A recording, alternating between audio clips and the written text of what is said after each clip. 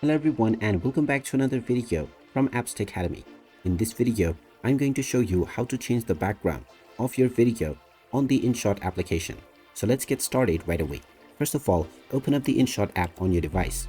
And once you open it up, you can create your new project or open up any of your old ones right away.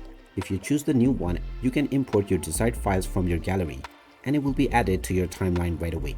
Now, once you're in your timeline, if you wish to add a background or change the background of any of your clips, videos or photos, just tap on this clip and then just swipe the options to the right until you see background. Go ahead and tap on this and now you can change your background from various different colors, gradients as well as patterns and textures. You can choose either one of these options and you will be shown how it will look within your edit. You can also tap on the image icon at the top in order to upload your own image. After choosing your background, tap on the tick mark at the top right and now your background will be applied and changed within your video right away. And there you have it. That is how easy it is to change the background within your videos on the Inshot application.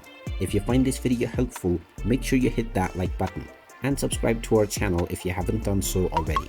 Also ring that notification bell to never miss another update from us. Thank you for watching and I will see you again in the next video.